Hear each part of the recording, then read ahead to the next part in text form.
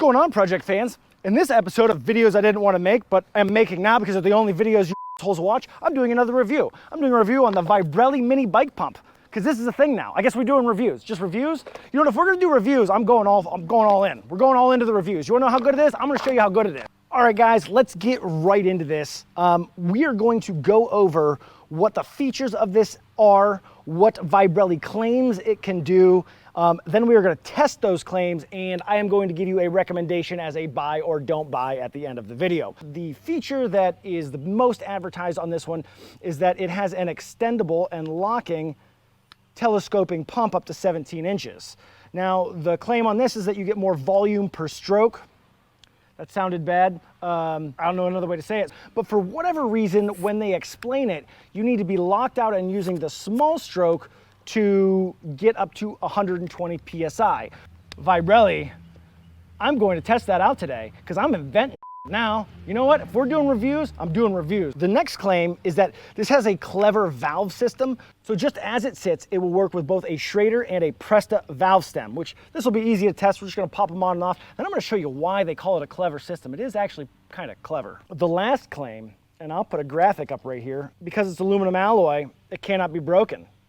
I should buy another one. I'm gonna have to buy another one. I'm definitely gonna break this in this video. All right, we're testing that out too. So let's get into the testing. I'm gonna hook this up to the valves, show you how the clever system works, and then we'll move on to the cooler things.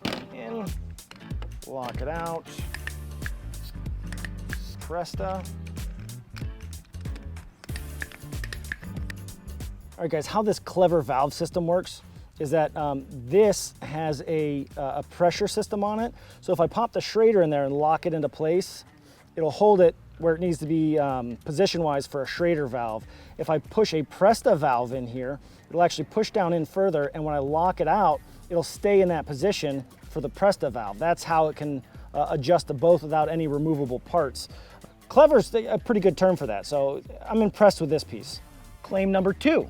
They claim that it will put a maximum output of 120 PSI out of the pump in the locked in position. I think that's kind of weird that that won't work in the full stroke position. Let's invent something to tell us exactly what the output of this device is going to be. Check this out.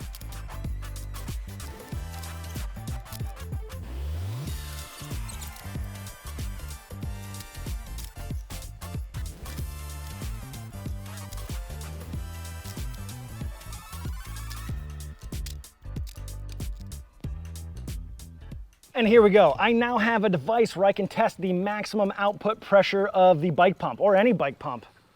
I spent way too much money and time doing this. The next 30 seconds of this video is for YouTube, and if you want to skip it, go ahead and skip it. But I'm going to explain the safety of this device so that when YouTube goes, hey, you made a pressurized cylinder and that's not safe, YouTube, this 30 seconds is for you. All of the components that I made this out of are either brass or steel. So my maximum PSI capacity in all of these containers should be somewhere between 2,000 and 3,000 PSI. I also have right here, this is a safety release valve. If the pressure inside this cylinder becomes 150 PSI, this will pop automatically and let the pressure out. My gauge at the top is rated up to 300 PSI. I do have a brass ball valve here, which will allow me to let the pressure out quickly and safely. So it's safe, YouTube. Do not demonetize this. As the caution, don't build this at home. But let's test out our pump. Let's get on it.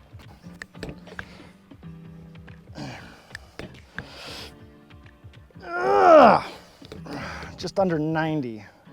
Now let's see if what they say is true, that you'll get more pressure out of the short stroke. Oh yeah, that just popped my pressure release valve. Look at that. That means that pumped up to 150. So there's 120 right there.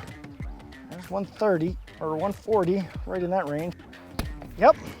So you road bikers who want to run competition PSIs at 160, I mean, you'll get close.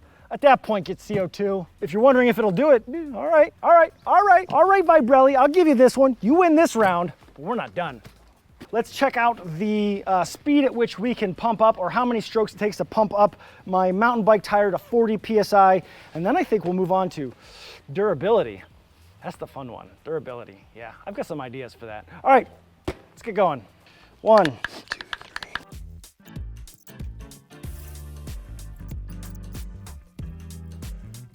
250, we're at 41 PSI. Guess that's not terrible. Let's beat it up a little bit. I think we beat it up a little bit. For those of you who don't know, this is the Ugly Mountain Taco. You would know that if you watch any of the other stuff on the channel, but none of you do that. I do cool adventures like drive cliffside in Colorado, but those get like 50 views. So we do reviews now. Anyway, what we're gonna do for durability test number 4, I'm gonna air down one of the Ugly Mountain Taco's tires. Let's see if this thing can handle that.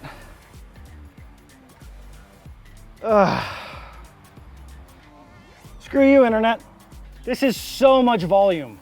So much. There's no way that this thing will survive this. It's just not possible. It's not a thing, not a thing. Let's do it. Let's get this down to like 18 PSI. It's about 19 PSI, 18, 19, which is right where we want to start it off at. We're gonna get this to 32 PSI, and we're gonna see if this thing can handle it. Some of you might be wondering how such a little bike pump can possibly fill such a large tire. So while I'm torturing myself, let me drop a little science on you.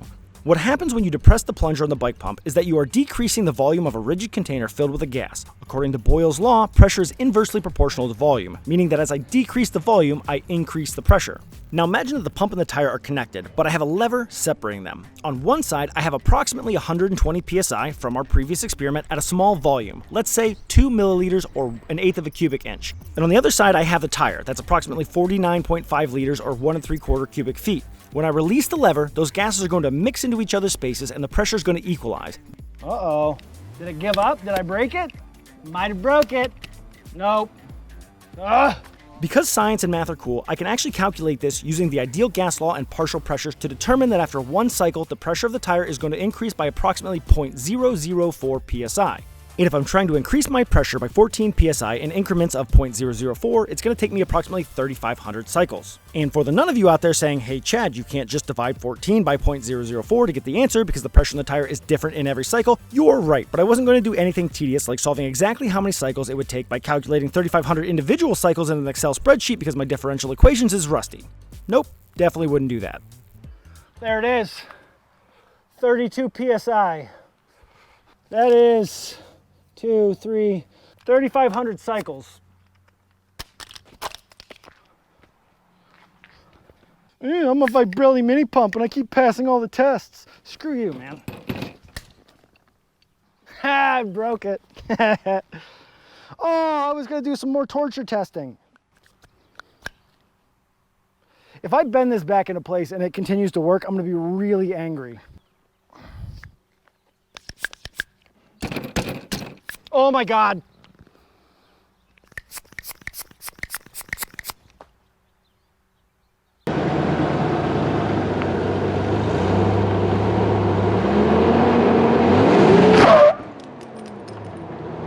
Let's do it. Let's conclude this video.